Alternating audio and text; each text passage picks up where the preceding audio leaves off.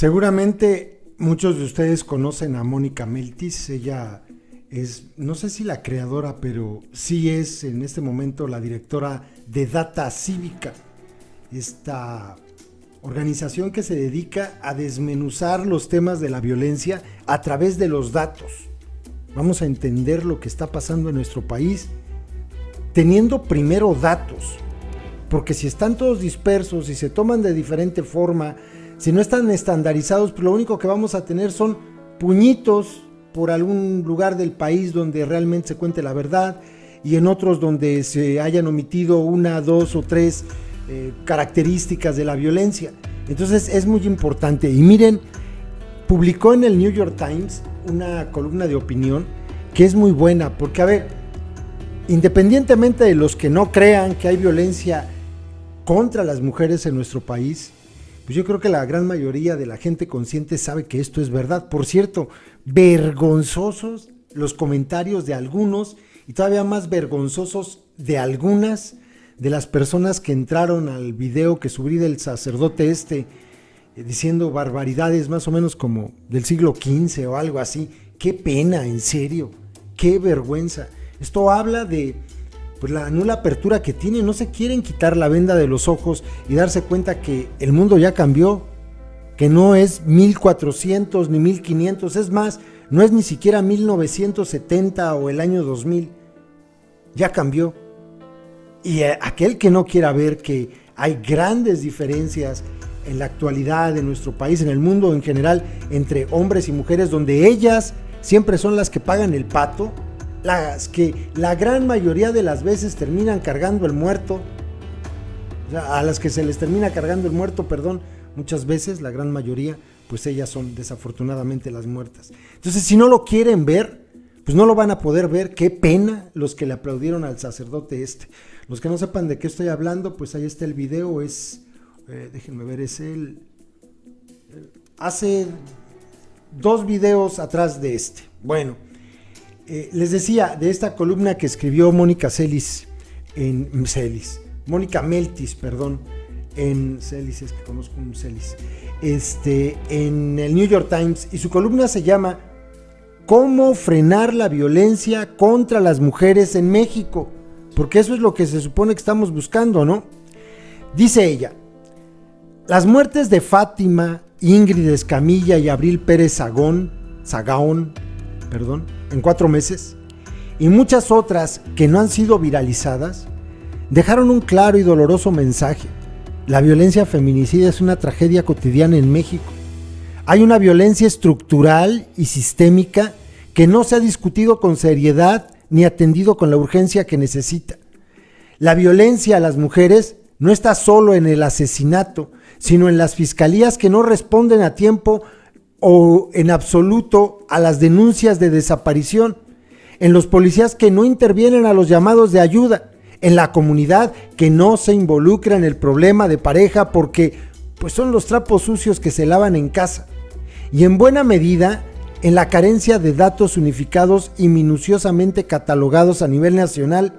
Sin datos precisos y completos, ¿cómo vamos a poner un alto a tantas muertes? ¿Cómo podemos diseñar políticas públicas a ciegas? Me quedé pensando en aquellos que niegan que exista la violencia de género. Cuando aparece muerta una mujer dicen, pero no la mató porque fuera mujer. No, güey, seguramente por eso primero la golpeó, después la humilló, después le hizo miles de cosas, hasta la violó, siendo incluso su esposa, porque eso es posible. Y ustedes dicen que no existe la violencia de género. Es que el hombre se siente dueño de ellas. Por eso las puede golpear, humillar, herir, las puede violar, les puede hacer de todo, hasta terminar con la máxima expresión de la violencia de género, que es el feminicidio. Y dicen que no existe la violencia de género. Ven solamente esta parte, ¿no? El cuerpo muerto, y lo comparan con el cuerpo de un hombre muerto, ¿no? Dicen, pues es lo mismo, le quitaron la vida. Ajá, nada más que a él no lo golpearon, no lo humillaron, no lo trataron con la punta del pie, no hubo signos de violencia física, no que le llevara a denunciar a un ministerio público que lo estaban golpeando. O sea, todas esas características no las toman en cuenta. La violencia de género, que termina en el feminicidio, sigue pasos muy marcados desde, a ver, déjame ver tu celular, porque ahí empieza todo, desde la primer bofetada, desde el primer empujón. Esa es la violencia de género. Y la mujer, dado que vivimos en una sociedad donde todo esto se considera como normal, muchas veces no dice nada hasta que un día le ponen una madriza que entonces por miedo, porque ella siempre está aterrada, pero el miedo la hace moverse y va a denunciar y el Ministerio Público no le hace caso. Así es que regresa a casa, el hombre le pone una madriza porque lo fue a denunciar y termina matándola. Y dicen que no existen los feminicidios. Dice la nota en el New York Times de Mónica Meltis de Data Cívica. Es imposible diseñar una estrategia exitosa que combata la violencia contra las mujeres sin información concreta. En Data Cívica, la organización que dirijo y que se dedica a analizar la violencia desde las estadísticas, llevamos más de 4 años pensando constantemente en los homicidios de mujeres. Queremos entenderlos desde los datos y dar con patrones que permitan prevenirlos. Los decálogos, como el que hizo el presidente de México, aumentar de 60 a 65 años de cárcel a los feminicidas, como se discute en el Senado, no van a resolver esta crisis. El presidente de México, Andrés Manuel López Obrador, ha respondido de manera inadecuada a la indignación social por la violencia contra las mujeres. Ha pedido a las feministas no pintar las paredes en protesta. Ha dicho que las cifras se han manipulado.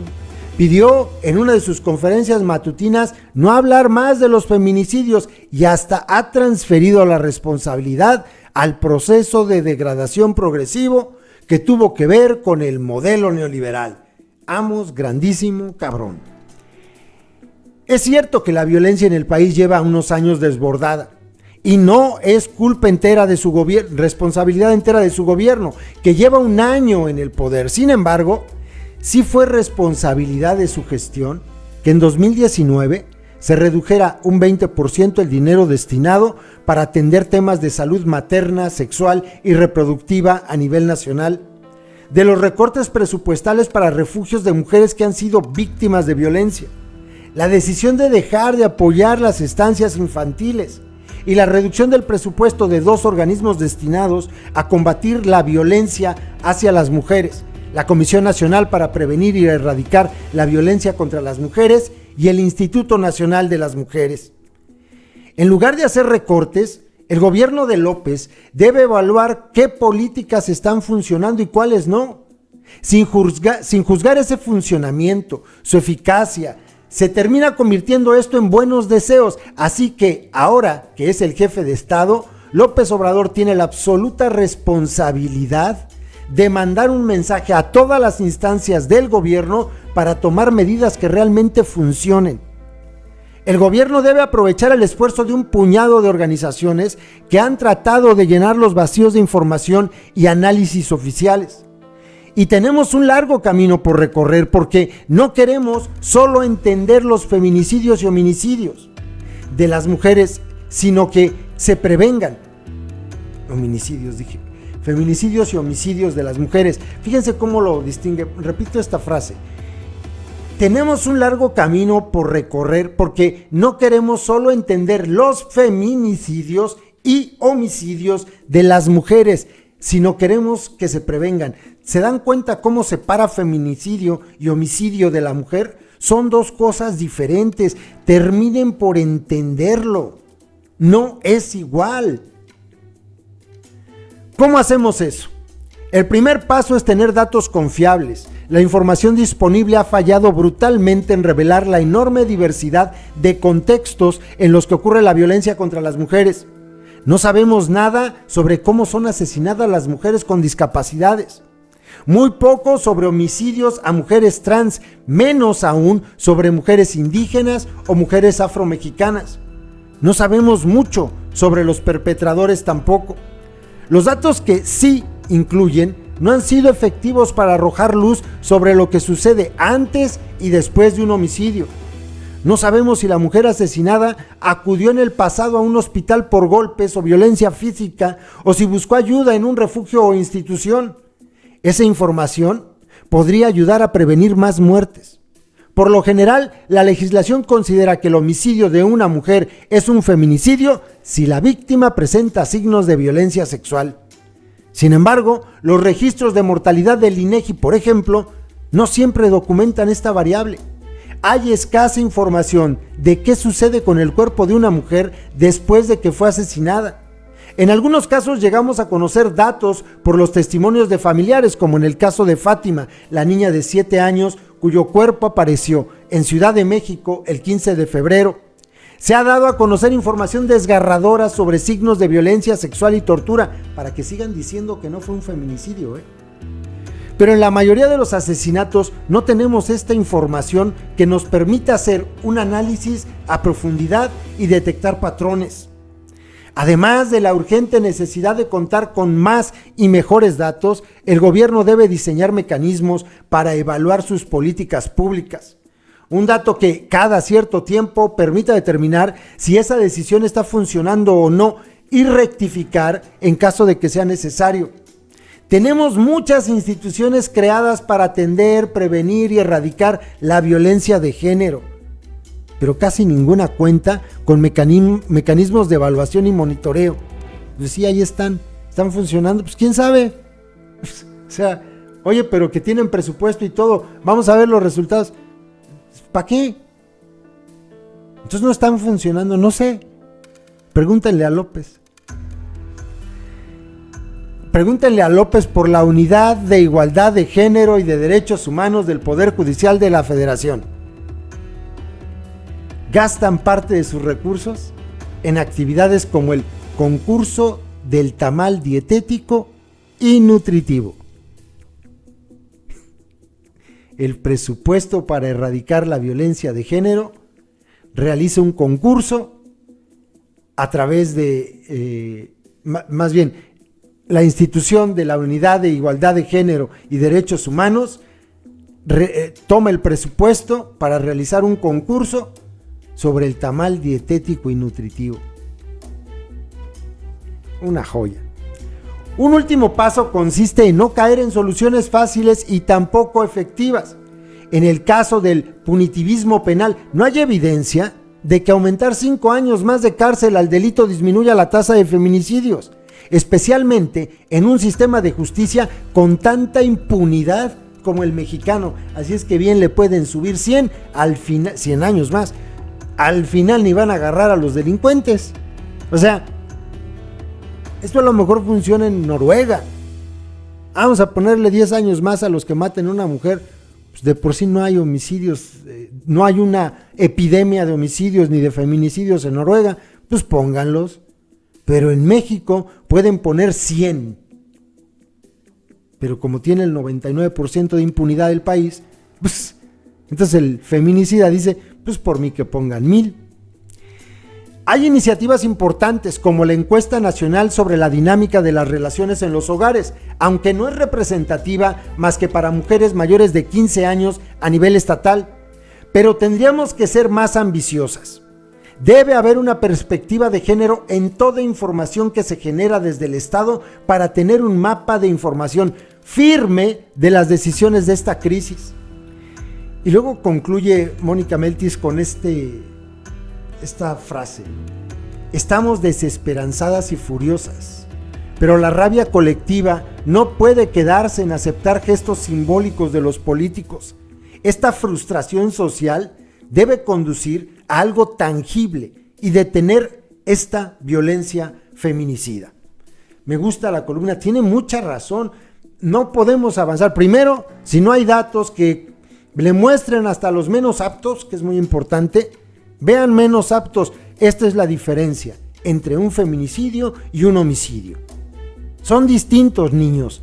¿Ya le entendieron? Ya, bueno, pasemos a lo siguiente. Y así, o sea, no hay datos. No hay interés. Esto del tamal, del concurso de tamal, utilizas el recurso de un organismo que está destinado a erradicar y prevenir la violencia de género, utilizas el recurso para un concurso de tamales. ¿De verdad? Pues con razón las cosas están como están, y con razón el día de hoy en Sonora, déjenme ver el dato porque por aquí lo estaba leyendo. Sí, me parece que fue en Sonora. Sí, en Hermosillo, Sonora, en Hermosillo, Sonora, un grupo de muchachas con pancartas que dicen estamos en resistencia, se metió al Supremo Tribunal de Justicia de ahí de Hermosillo y quemó el lugar, quemó los archivos, quemó todo lo que se encontró. Están encabronadas. Y López está más preocupado porque no le vayan a pintar una pinche pared. Y la bola de hipócritas que decían lo mismo cuando estaba el gobierno del delincuente Peña. ¿Por qué se queja el presidente de que quemen y pinten paredes? Nos están matando. Así decía la bola de pinches hipócritas. Pero hoy, como gobierna el ganso, ya entonces las malas son las compañeras. Son bien malas. Se van a ir al infierno de lo malas que son. Oye, y los feminicidas, no, esos no. ¿Por qué? Porque no existen. Así de atolondrados están, de verdad. En serio que no los adoctrinaron, los lobotomizaron. Es la verdad. Y ahora se comportan y repiten los mismos mantras que su santo patroncito. Y bueno, y aparte de eso, también hay otros idiotas de los que llegaron a esta última marcha de las mujeres, a agredirlas a ellas. O sea, hombres y mujeres, a agredirlas a ellas. ¿Por qué? Pues porque estaban pintando paredes. No puedo creerlo. En fin, muy buena la columna. Ahí se los dejo, compas. Saludos.